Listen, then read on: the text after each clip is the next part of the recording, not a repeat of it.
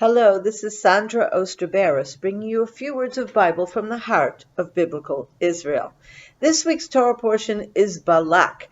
It's actually a very odd Torah portion because it tells a story about the nation of Israel, but the nation of Israel have no participation in the story. It is a story of Balak, who is a king of Moab, and he calls or hires Balaam, who I guess is has a reputation of being a prophet, and he hires him to curse the nation of Israel. Now, this entire proceeding takes place ostensibly without the knowledge of the nation of Israel. It's taking place out there in the mountains of Moab, overlooking the plains of Moab, which is where the nation of Israel is dwelling. It's where their tents are. So all of this really happens. It's very interesting. It is in the Bible. I'm not sure at what point the nation of Israel knows exactly what happens. Later on, it's clear that Moses does know what happened, because when he is involved in the fight against the Midianites, he references the fact that Balaam was responsible for all these things that had happened. So he clearly knew part of the story. But anyway, I want to just focus on the first words, the first message or prophecy that Balaam speaks about the nation of Israel.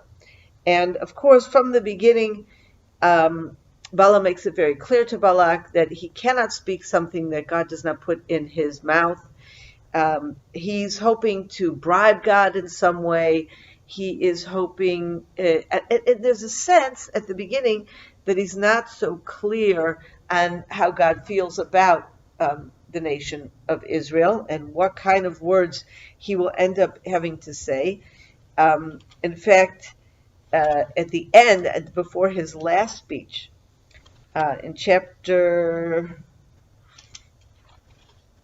24, it says, "Now Balaam, seeing that it pleased the Lord to bless Israel, did not, as on previous occasions, go in search of omens, but turned his face toward the wilderness." And this is just before his third message. So it seems from that Balaam really did believe that there was a chance that God would give him a message that was, anti-Israel, that would allow him to curse Israel. And it's only after these two very positive messages, and of course, which disappoint Balak very much, that he realizes that that's it, there's no chance, this is what God wants to say. But anyway, I want to again go to the first messages, and I think it's very interesting. First of all, Balaam starts talking about himself. He says, "From Aram has Balak brought me, Moab's king from the hills of the east. Come, curse me, Jacob, come tell Israel's doom." So he starts with the story, why he's there, what's he doing. And then he, of course, brings his explanation of what it is that will control what he says. How can I damn whom God has not damned? How doom when the Lord has not doomed? He gives himself the out here. He says, you may want me to curse the nation, but I cannot do this if God doesn't want me to do it. And then he looks across and he sees the nation of Israel down below. And he says, "I see them from the mountaintops, gaze on them from the heights. There is a people that dwells apart, not reckoned among the nations. Who can count the dust of Jacob, number the dust cloud of Israel? May I die the death of the upright, may my fate be like theirs." Now, it's very interesting, this verse here that talks about the isolation, the nation that dwells apart. And I have to say that today, and for, I don't know, throughout our tradition, I would say, this is a verse that we would often quote. The nation of Israel, certainly as it was in exile, this was definitely the Jewish condition, to dwell apart from the nations around us, for the people to which we had been dispersed. And that was the case whether we suffered from anti-Semitism or were in an area where there was less anti-Semitism, or we were left in peace. But we had different rules. We had a different faith. When we were living among pagan nations, we had a faith in one God. When we were living among Muslim or Christian nations, we had a faith in the God of Israel that had not been modified in any way, not by Jesus and not by Muhammad. So we have a very singular faith, culture, way of living, and we have no interest in having that changed or being or assimilated in any way. So this is a line, this line from Balaam saying, this is a nation or a people that dwells apart. This is something that we took as a mantra, something that said to us, this is where God wants us to be. And this, of course, is what helped us retain our traditions. Today, though, we are back in the land of Israel. And you would think a nation like any other nation, I don't think most nations today talk about themselves as a nation that dwells apart. Yes, every nation has its own land, culture, language, borders. So in that sense, every nation is apart from its neighbors. And yet, especially today, there is, whether you're in favor of extreme globalism, which most of us are not, but certainly the idea of international cooperation is very, very important, whether in science, medicine. Of course, most of us would be happy if we had more international cooperation to prevent war. That, for some reason, has not been successful. The United Nations was established in order to prevent war. It was established in the aftermath of World War II, but it has been a dismal failure when it comes to that. So that doesn't work, although it's certainly something that we could all hope for and aspire to. However, we in Israel, I would say most nations of the world, when they look at Israel, they look at us as a nation apart. Even today, beyond the fact that we, have our own borders. We're different. Now, some look at us as being different with disdain. People treat us differently. They use a different standard in criticizing us. Accusing us of war crimes for basic acts of self-defense that any other nation does and is accepted. And yet, for some reason, when the nations look at Israel, they look at us differently.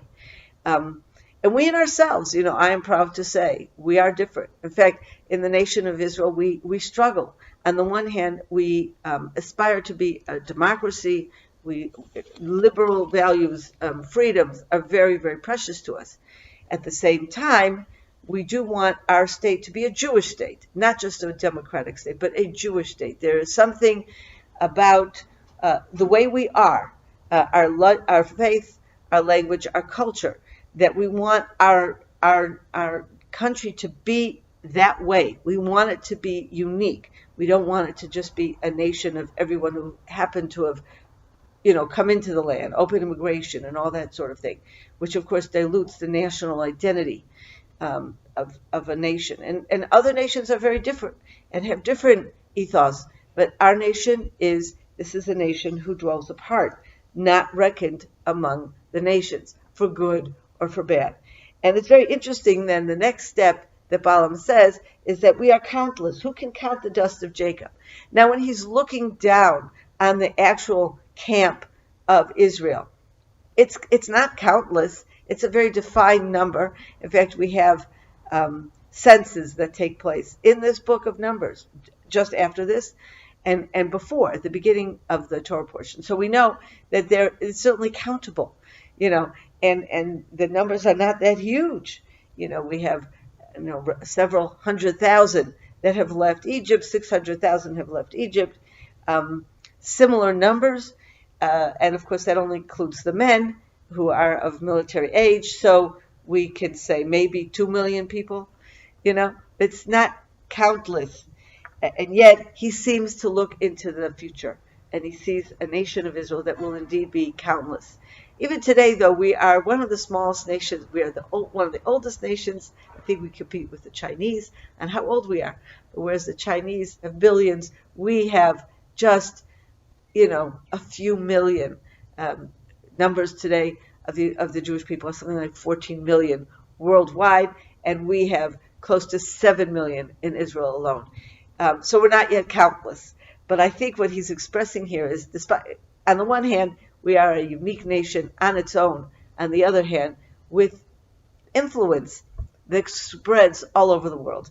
And I think that's certainly something that is part of our mission as a Jewish people that God has given us. It's certainly something that we can see today as Israel's featured, for good or for bad, on the front pages of newspapers all over the world. Anyway, have a wonderful weekend. Shabbat Shalom. I hope you enjoyed that video, and we'd like to be sure you're getting all of our video content. So just click on the subscribe button below as well as on the notification bell, and that way you will have easy access to all our material. We look forward to staying in touch with you. God bless you, and have a wonderful day.